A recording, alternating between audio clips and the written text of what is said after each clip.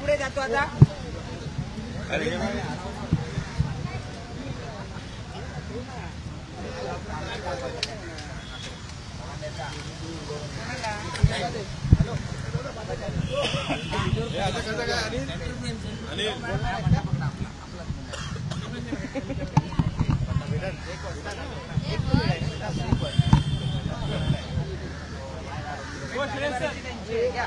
चला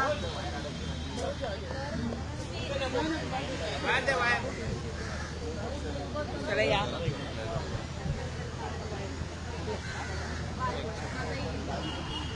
बोलायचं काय, एवढी मोठी पोस्ट टाकले बोलके. निलेश सर आजपासून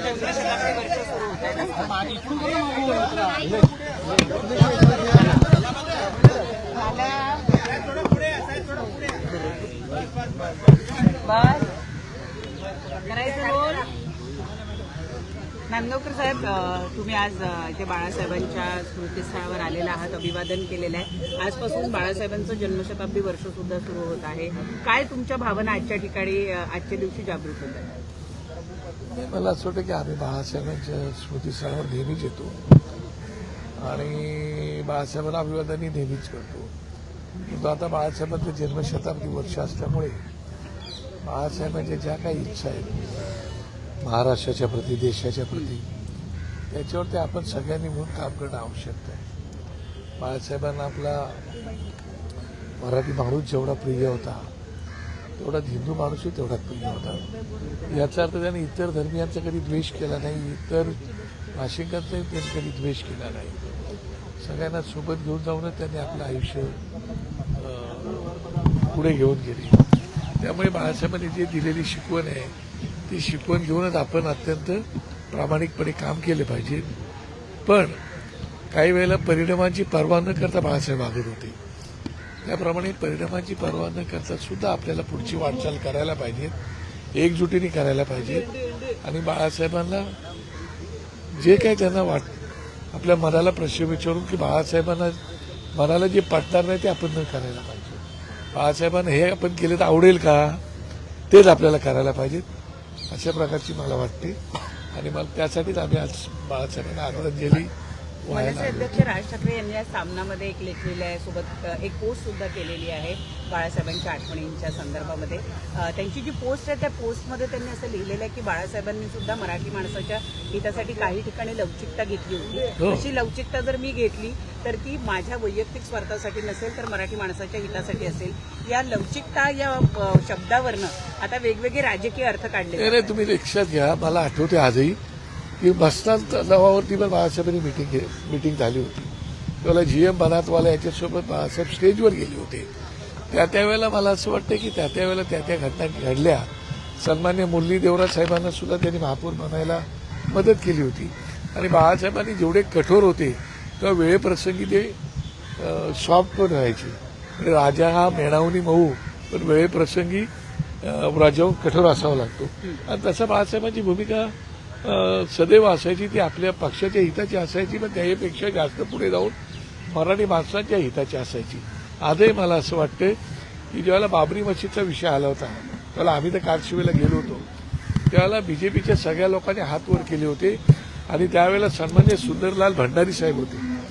त्या भंडारी साहेबांनी त्यावेळेला आमचं कोणी नव्हतं अशा प्रकारची भाष्य केली होती. त्यावेळेला शिवसैनिक असेल असे ते बोलले होते. त्यावेळेला बाळासाहेब असे बोलले होते की जर माझा शिवसैनिक असेल तर त्याचा मला गर्व आहे. बाळासाहेबांनी त्यावेळेला कुठली परवा तमा बाळगली नव्हती. जी भूमिका आपली स्पष्ट आहे ती अत्यंत परखडपणे मांडली त्यांनी. आणि मराठी माणसाच्या बाबतीत त्यांनी कधीच कॉम्प्रोमाइज केली नाही. त्यांची स्पष्ट भूमिका होती, महाराष्ट्रामध्ये मी मराठी आहे आणि देशामध्ये मी हिंदू आहे. महाराष्ट्रामध्ये जर मराठी माणसाच्या अंगावर आलं तर मी सोडणार नाही, आणि देशात हिंदूच्या अंगावर आलं तर तरी मी सोडणार नाही. तीच भूमिका राज ठाकरे साहेबांची. आणि म्हणून ती परिस्थितीत या लवचिकता या शब्दाचा अर्थ काय काढला आता ना लवचिकता वेळेप्रसंगी मला कळत नाही की ज्यावेळेला मराठी माणसाच्या हिताचा विषय येतो त्यावेळेला काही प्रमाणात लवचिक भूमिका घ्यावी लागते. आणि तशा प्रकारची भूमिका राज ठाकरे कधी कधी घेतात आणि ती मला वाटतं की चुकीची नाही. मुंबईमध्ये पण ही लवचिक भूमिका घेतली जाईल, कारण तुम्ही काल असं म्हणाल मराठी महापौर जर केला जाईल तर राज ठाकरे भाजपला पाठिंबा देऊ शकतात. मला असं वाटतं की त्या बाबतीमध्ये दोघे भाऊ समर्थ आहेत. दोघे भाऊ आज जन्मशताब्दी वर्ष बाळासाहेबांचं सुरू झालेलं आहे. आणि जन्मशताब्दी वर्षामध्ये या महाराष्ट्राच्या मराठी माणसांच्या हिताचा जो काही निर्णय असेल ते दोघे बंधू नक्कीच घेतील याची मला खात्री आहे. त्यावेळेला माहिती नाही नेमकं काय निर्णय घेतात, पण आम्ही सगळेच कार्यकर्ते म्हणून त्यांच्यासोबत असू. पण भाजपसोबत जर गेले तर सकारात्मक असं म्हणजे तुम्ही वैयक्तिक आता त्याच्यावरती जरतरवरती बोलण्यात पॉईंट नाही ना. आपण एखादा विषय जरतरवरती बोलण्यापेक्षा आपण असं वाटतं की जे आज त्यांनी भूमिका त्यांची मांडलेली आहे. आज संध्याकाळी ते षण्मुखानंद हॉलला जाणार आहेत, त्यावेळेला त्या ठिकाणी दोन्ही बंधू असणार आहेत, त्या ठिकाणी ते संबोधित करणार आहेत. काय मेसेज येतात ते तुम्हाला उत्सुकता आहे तशी मला उत्सुकता आहे. कल्याण डोंबिवलीमध्ये जी लवचिकता दिसली तशीच लवचिकता मुंबईत दिसणार आहे का असा अर्थ घ्यायचा का? नाही, त्याच्यावरती मी आता म्हणून म्हणालो ना, मी त्याच्यावरती बोलू शकत नाही. परंतु जे काही हिताचं असेल त्या बाबतीमध्ये दोघे बंधू योग्य तो निर्णय घेऊ शकतात. आता बिहार भवनाचा भाग घातला जातो. भाजपसोबत आम्ही जाऊ, मात्र शिंदेच्या शिवसेनेसोबत जाणार नाही असं संजय राऊत म्हणतात. भाजपसोबत जाणं हे पसंत असणार आहे का? ते आता मी त्याच्यावरती भाष्य करणे, कारण मी पक्षप्रमुखच जे निर्णय घेतले त्याच्यावरती मी बोलणं उचित नाही. माझ्या मनात काही जरी भावना असल्या तरी ते बोलणं उचित नाही, कारण काय पक्षप्रमुखांनीच काही निर्णय स्वतःच बोलायचे असतात, ते त्यांनीच बोलणं उचित आहे. बिहार भवनाचा घाट घातला जातोय सर, त्याबद्दल काय सांगाल? नाही, मला असं वाटतं की एवढं पण करू नये ना. म्हणजे आम्ही आपलं त्याला काय बोलतात नैतिकता धरून चालतो, सगळ्यांना सोबत घेऊन जाण्याची भूमिका ठेवली तरी मराठी माणसाला दुःख होईल, मराठी माणसाच्या भावनेला ठेच पोहोचेल अशा प्रकारचं राज्य सरकारने पण करू नये असं मला त्यांना सत्य सांगायचं. टीएमसीच्या नगरसेवकांवर काही नोटीस किंवा कारवाई केली जाणार आहे? अजून तरी मला माहिती नाही त्या विषयावरती. साहेबांचं माझं बोलणं झालेलं आहे, परंतु अजून तरी साहेब त्याच्यावरती काय असं कळतं की राज ठाकरेंना हे सगळं माहीत होतं किंवा त्याची पूर्वकल्पना तिकडच्या स्थानिक नेतृत्वाने दिली होती. मला असं वाटतं की स्थानिक नेतृत्वाला आम्ही सही कल्पना दिली होती की तुम्हाला स्थानिक लेवलवरती काय करायचं ते करा, त्याप्रमाणे त्यांनी ती भूमिका घेतलेली आहे.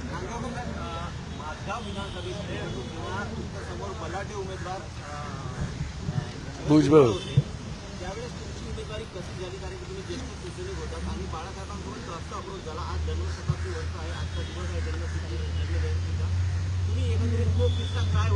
नाही, कसं आहे की बाळासाहेबांसोबतची जी म्हणजे सन्मान्य भुजबळ साहेबांच्या समोर जी माझी उमेदवारी दिली होती ती सन्मान्य राजसाहेबांनीच माझी उमेदवारी त्यावेळेला की सामना प्रेसमध्ये राजसाहेब होते, उद्धव साहेब होते, पण राजसाहेबांचा प्रामुख्याने त्यात रोल होता आणि त्यावेळेला त्यांनी मला सांगितलं होतं की तू भुजबळ साहेबांसोबत, त्यावेळेला मी नागपाड्यामध्ये नगरसेवक होतो, मला सांगितलं होतं की तू भुजबळांसोबत उभा राहणार का. तर म्हटलं साहेब आपण राष्ट्रवादीला तर मी उभा राहीन, मला काय अडचण नाही, निवडून येणार का. तर म्हटलं हो 100% निवडून येईन, मला पूर्ण खात्री आहे. नक्की नक्की. बोला नाही तुला ओव्हर कॉन्फिडन्स आहे. मी म्हणलं मला ओव्हर कॉन्फिडन्स आहे, मोर कॉन्फिडन्स आहे की नक्की मी निवडून येईल तिथे म्हणून. तर मला बोला अरे मला तुझा जरा अति फाजीलपणा वाटतोय, फाजील आत्मविश्वास वाटतो. म्हणजे नाही साहेब. मग आमच्या दोघांची भेट लागली होती. मी बोले मग भेट लावा, मी निवडून येणार की नाही याच्यावरती. तर बोले लाव भेट. तर म्हटलं ह्याच्या पुढे मी निवडून जर आलो नाही तर मी तुमचा कार्यकर्ता म्हणून आयुष्यभर राहीन, कधी तुमच्याकडे कुठलंही पद मागायला येणार नाही. त्यावेळेला मी शिवसैनिक होतो, पद माझं कुठलंच नव्हतं, त्याच्यानंतर मी नगरसेवक झालो होतो. शिवसैनिक टू नगरसेवक, पद मागायला येणार नाही, तिकीटचा विषयच येत नाही. बोलं बरं मग तुझी आता अटक आहे. म्हटलं मी निवडून आल्यानंतर तुम्ही नाचायला यायचं. त्याप्रमाणे राज ठाकरे साहेब माझ्याकडे निवडून आल्यावर नाचायला आले होते, हे लक्षात घ्या. आणि नंतर मग लोकांनी भुजबळ साहेबांना मी नाही पाडलं, लोकांनी पाडलं काय. त्यावेळेला मग बाळासाहेबांकडे मला घेऊन गेले, मग बाळासाहेबांना माझं नाव सांगितलं, मग बाळासाहेबांनी पण रिपोर्ट कलेक्ट केला. त्याच्यानंतर निवडणुका जवळ आल्यानंतर मनोहर जोशी साहेब, आनंद दिघे साहेब, नाना पाटेकर साहेब, नीता नाईक, दादा खोंडके अशी मोठी मोठी नावं यायला लागली. मला तर 1.5-2 वर्ष ऑलरेडी सांगितलं होतं की तू कामाला लाग म्हणून. आणि मी नागपाड्यामध्ये नगरसेवक होतो आणि मी कामाला लागलेलो होतो. मग आम्ही 100-150 पोरं घेऊन मी आनंद दिघेंकडे गेलो होतो त्यांच्या आनंद मठात. त्यावेळेला तो 2:30-3 वाजता आम्हाला आनंद दिघे भेटले होते. तर आम्ही सगळ्यांनी म्हणून आनंद दिघेंना सांगितलं की साहेब तुम्ही माझगावमध्ये तुम्ही निवडणुकीला उभा जर राहत असाल तर आम्ही तुम्हाला निवडून आणू. तर ते म्हणाले की अरे बाळा मी तिकडे उभं राहून कसं चालेल, मला तर ठाणा बघायचं आहे. तर म्हटलं नाही तुम्ही इकडे उभे राहा, आम्ही 100% निवडून आलो. तर बोलले नाही म्हणाले मला जमणार नाही. आणि समजा मी उभं राहिलो निवडून आलो तिकडे काम कोण करणार. तर म्हटलं मी बाजूच्याच वॉर्डला नगरसेवक आहे, तुम्ही 1-2 महिन्यातून एकदा आलं तरी चालेल, बाकी तुमचा वॉर्ड मी सांभाळेल, असा दिघेने मी शब्द दिला होता. पण दिघे बोलला नाही नाही बाळा काय तिकडे का मी राहणार नाही उभा, तू आपला तिकडे बघ काय करायचं ते. त्याच्यात एवढी मोठी मोठी नावं आली होती. पण शेवटच्या क्षणापर्यंत बाळासाहेबांनी काही थांग पत्ता लागू दिला नाही. त्याच्यानंतर वर्तमानपत्रात बातमी आली आणि माझं नाव जाहीर झालं. म्हणजे बाळासाहेबांच्या मनाचा थांग पत्ता पण तुम्ही लागू शकत नाही. मला आला की त्यांनी सांगितलं होतं आणि मला शेवटी त्यांनी विचारलं की अरे काय करायचं तिकडे. म्हटलं साहेब तुम्ही जो उमेदवार द्याल तो आम्ही निवडून आणू, तुम्ही उमेदवार द्या फक्त आम्ही तयारच आहोत. कळलं का. त्याला भिंती रंगवायचं काम असायचं आमचं. त्या भिंती पण आम्ही रंगवून ठेवल्या होत्या सगळं. पण बाळासाहेबांनी नंतर मग मला दिले तिकीट आणि राजसाहेबांनी त्याच्यावर राजसाहेबांचा खूप मोठा मला सहभाग होता. काल महापौरचं आरक्षण पडलं, कल्याण डोंबिवलीत एसटीसाठी पडलं. जर तुम्ही भाजपला पाठिंबा दिला असता तर कदाचित तुमचा महापौर बसला असता, कारण भाजपकडे एसटीमध्ये नगरसेवक घाई झाली का? मला असं वाटतं की त्या विषयावरती आता काय एखादी घटना घडून गेल्यानंतर वारंवार एखाद्या विषयावरती फाटा फोडणं, दुसऱ्या रस्त्याकडे वळणं उचित नाही असं मला वाटतं.